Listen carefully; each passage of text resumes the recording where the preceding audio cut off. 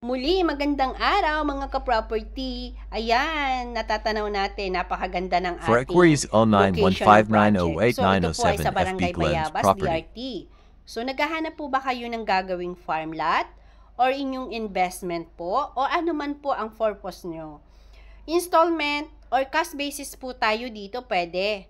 So, nagkakat po tayo dito ng 1,000 square meter. Kung gusto nyo po, ang target nyo po ay 1 hectare, 2 hectare, 3 hectares pataas po.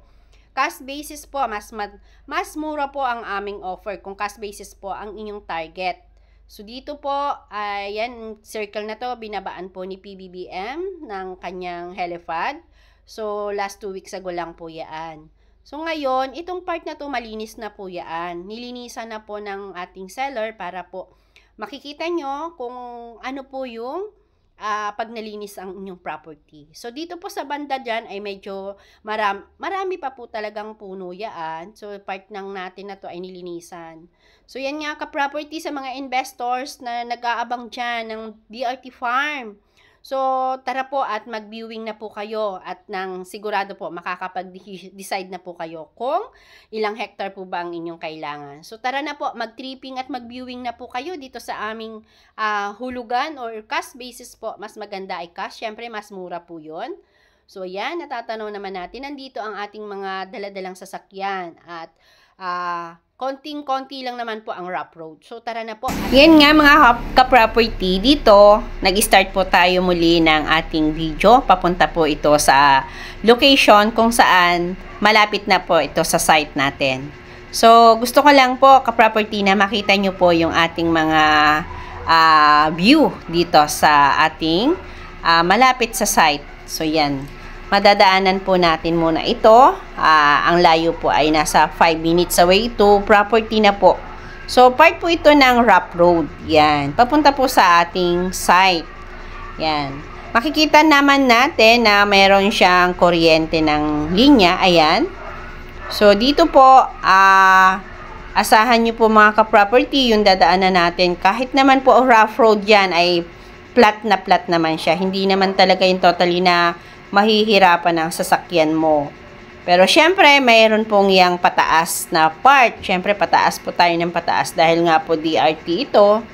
So, samahan nyo po ako ka-property na marating natin ang ating site location. Ayan, enjoy your watching mga ka-property. Keep on watching. And don't forget to subscribe my YouTube channel.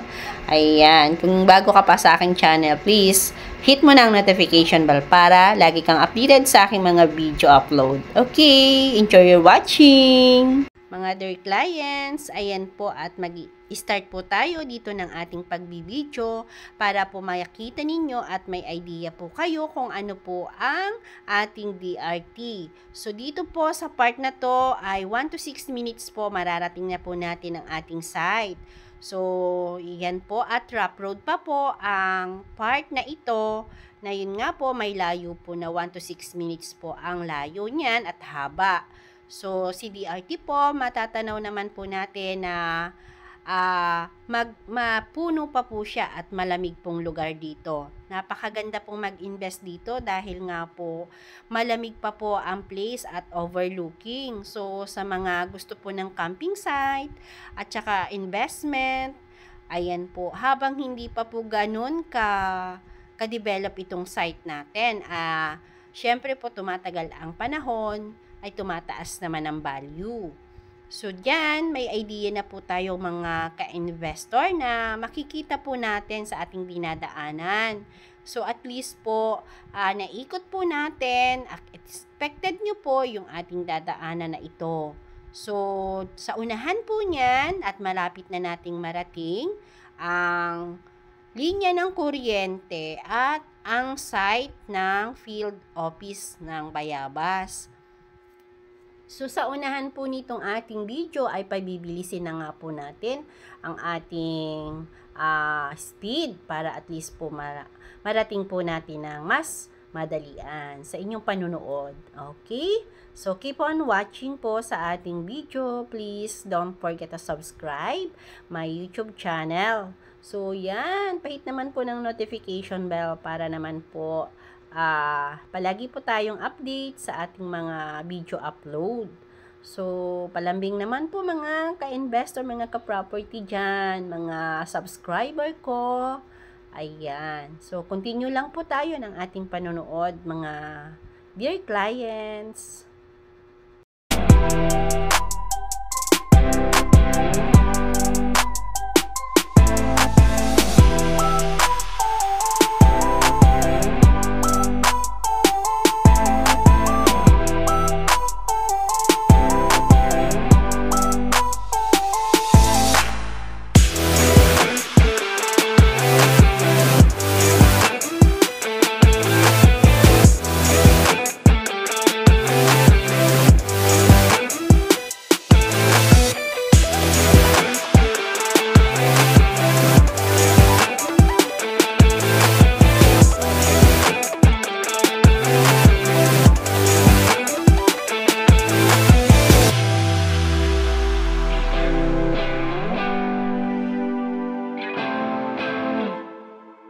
So yan, malapit na po tayo sa ating 30 hectares na ating DRT Barangay Bayabas po.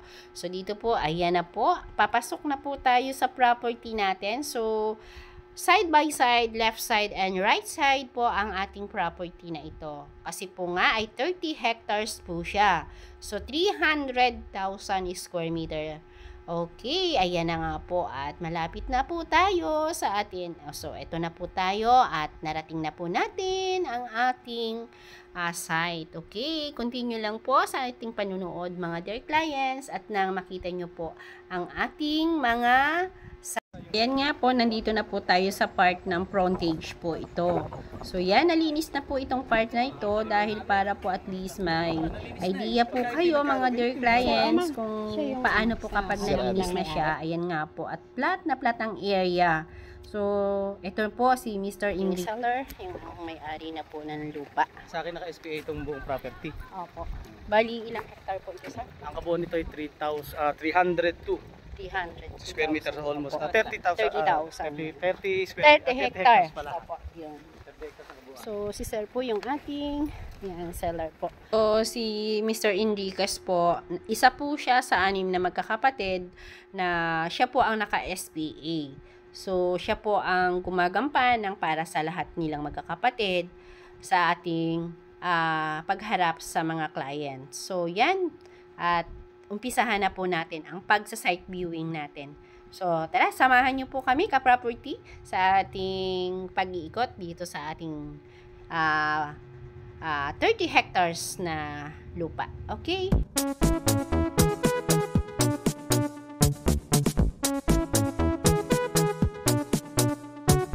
Happy is the perfect word to describe how I feel when I'm with you. I'm at ease. I can let down my hair. We can.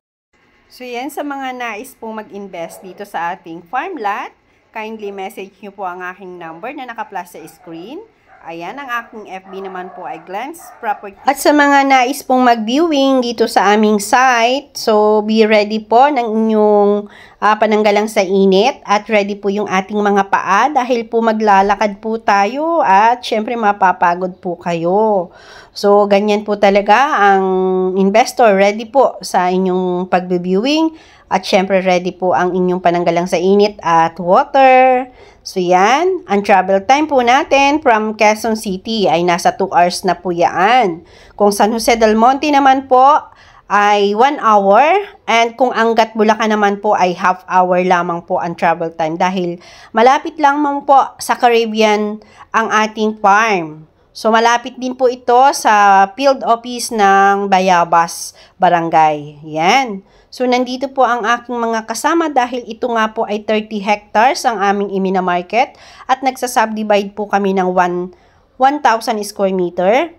Yun nga mga ka-property, ang advantage po ng ating property na ito ay included na po ang pagmumuhon, yung survey po ng pagmumuhon, and then yung macadam road po niya ay susuruin din po. So maganda po ito dahil hindi na po kayo mahihirapan ng papunta sa property ninyo.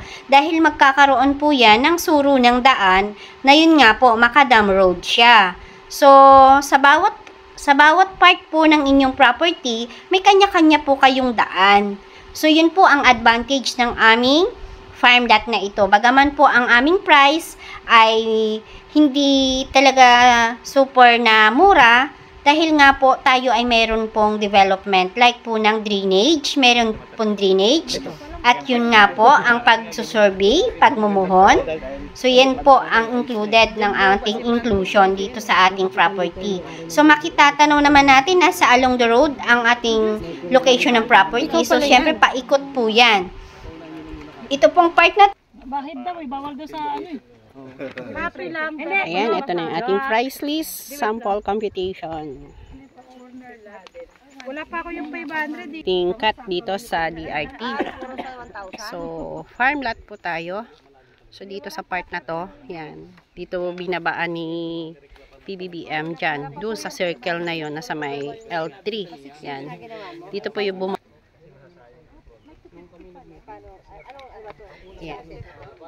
So, dito po 1,000 at meron din po tayo, nikakatin po tayo ng 500. Yan.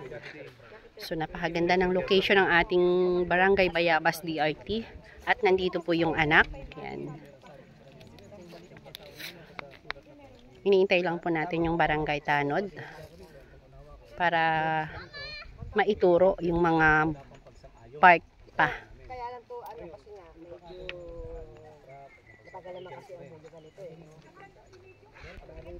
Day!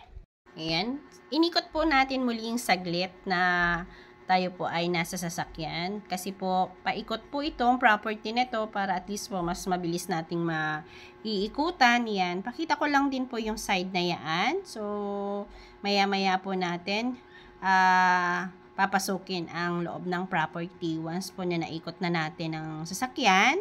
So, yan po. Kasi kanina po ay nasa gawing left side tayo. Ngayon naman po ay nasa right side tayo. So, yan, makikita nyo po, yung may pinaka-fence na yan, yan po ang ating property na nasa taas na yan. So, gusto ko lang din po, maiikot ko kayo, no, mga ka-investor dyan na nais po mag-invest dito sa DRT. Ayan, ito po, iikot po ng ating sasakyan. Message lang po kayo para sa mga part pa po ng ating property. So, dinadaanan po natin sa left side na yan na po tayo. Ayan, sa nga po ito, may kalawangan po siya. At napakalawang po nito. Ang ating 30 hectares na to. Dito pa lang po, may idea na po kayo kung saan po gusto ninyo location. At ready po tayo. So, mas maganda pa rin po ang actual share. Ay sasamahan po natin. Lang naman po ay for your reference lang po na may idea kayo na ikot pa rin maganda ang kayo sa aming papasukin pa rin natin po ang mga part ng samahan ating property. So, dito na po hindi na po included at ito na po yung tapat ng field office. Okay, babalik na po tayo sa side. Okay. Yan po ang ating seller kasama natin ngayon. So, ito po galing po kami doon sa road na yan. Yan ang start ng ating property. So, yan. So, napakaganda po ng ating Bayabas DRT. Hindi naman po siya malayo dahil 1 hour almost dito sa San Jose del Monte kami nang galing. So, yan. Ito yung ating mga kasama, mga agent po, mga marketing. So, samahan po natin ang ating seller para maikot po natin ito. So, 31 hectares po ito, ating farm lot dito sa Bayabas DRT po. Yan. Nasa site na po tayo at ating iikutin na po ngayon. So, ito po si Kuya, yung ating seller. Yan po siya. Baka lawa ko ito, kayo ba sanay maglakad ng medyo mababa? Sanay naman po. Sanay? Opo. Kayo ba game lang talaga? Game na po. Game na po. Game na rin pong bumenta. Yung pagkukuhanan po ng Ano na? mga ilang... Ay, yung pang-ano. Padding. Magpapaiwan yung aking sapatos dito. Ibig sabihin, babalik-balik ako. Nakadila ka ako na yun. Yaw mo na. 39,000 yan. Alam natin, meron tayong kuhaan ng tubig. May water po na ano dito. po natin ng balon. Kasi bali, bukal siya. May bukal po dito daw. Hindi, malayo po sa ilog to. Kaya lang may pagka ganito po yung ano talaga, ang bukal ay talagang natural sa mga ganito. Yan po yung isa sa natural na ano. Meron po dyan, kuya. Dyan. Opo. Ngayon kung pang sarili lang, family o ilang tao lang, sapat naman yung bukal doon, hindi na kailangan lagyan ng tosang. Eh Okay. since ano nga po ito, kailangan lagyan natin ng submersible. So, lakad po tayo. At, Kaya na mabili pa eh. Ang daming mga prutas, mga wild ano rito eh. ayan o. Ano po ba ito? Hindi, ano yan? Mga wild fruits? Mga hindi Yung pa... berries, yung blackberries na kung tawagin sa Tagalog, bignay. Marami dito. Bignay at saka binayoyo. Bignay at saka binayoyo. Sa bungad lang ako, ma'am. Sa bungad lang ako, ma'am. Ganda mo ka drone. Kaya nga, ma'am Ang gandang bumili ng drone nito. Dinadaanan ng sasakyan Yan. Nikot po natin yung property ni Sir Enriquez. So, para makita po natin doon kung ano pang mayroong tanim dito. May mga fruits po dito. Mga wild fruits. Yung mga hindi na nakikilala ngayon. And marami pa po dito. Kinakain niyo yung mga bunga ng bagay niya. Ito po.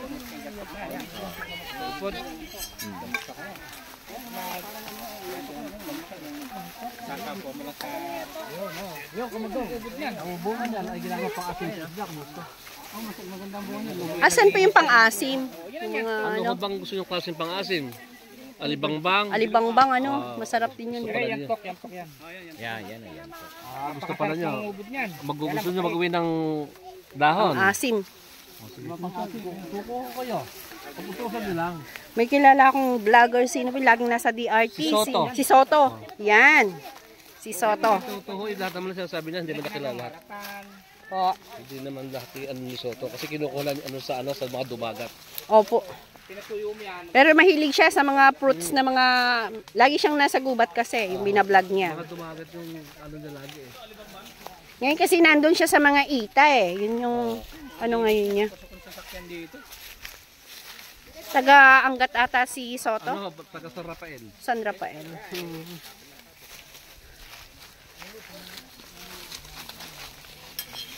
Patag to halos lahat yan. Oo nga po. Flat ang Mas area. maganda ito kung malilinis. Kita niyo yung talaga ng lupa. Kung naman sa may mga recruit na yun, ano po ang lupa doon? Ito ba dito? Sa may baba. Sa baba. Ay ano ho yun eh. Medyo parang bundok siya ng ano. Ng Mount Sinai. Medyo mataas. Malayo na tayo. Yan. Kalalakad po natin ay nalibang na tayo. Lumalayo na tayo. Okay lang po yun. Marami pang may-ari. Hindi, bali ang kwenta isarya ba papunta rito? Yung inano natin yun, pag ganyan pa. Mistiso parang bola. Mamay overlook. Doon, sa taas no ma'am. Overlooking. Ayan, natapos na po ang ating pagsa-site viewing. Ngayon po, ay papunta naman kami at bumalik na po kami dito sa rest house ni seller, dun sa kanyang tindahan. So, kami po ay magla-lunch time muna at magpapahinga muna ng saglit. So, dito po, malapit lang din po itong kanyang tindahan na aming pagpapahingahan at kakainan. Malapit po sa property na kanyang 30 hectares. So, para po may bantay sa kanyang lupa. So, dito po yan. Ayan po, at nararating na natin ang may punong munting house. So, nandito yan. Kasalubong po namin dito mga bikers at galing po yan sa Puning Cave at may paliguan pong malinis na ilog dyan. So, yan nga po. Magpapahinga muna po tayo dito at yan, naghahanda na sila ng ating mga lamesa. So, yan. Ito guys, mga ka-property, pakita ko lang din po at ito po yung barangay hall ng Bayabas. So, dito po nasasakupan ng ating property. So, matatanaw naman natin, no? Napakaganda ng place, napakaaliwalas at press ang air. Sobrang ganda at aliwalas dito. Malamig ang klima. Ang sarap pong magpahinga. Ang sarap pong mag-refresh dito. Saglit po nating ninamnam ang pagpapahinga dito. And then kami po ay magla-lunch time at may tinolang manok na simnang palukang manok. Sarap. Yan. So lunch po tayo. Mayroon pong ayan, inihaw na tilapia at balisusong sinaing sa dahon. Yan. Then, sinampalukang manok. Ang sarap ng sabaw. Ayan. At ito po yung malapit na ilog dito sa barangay. Silip.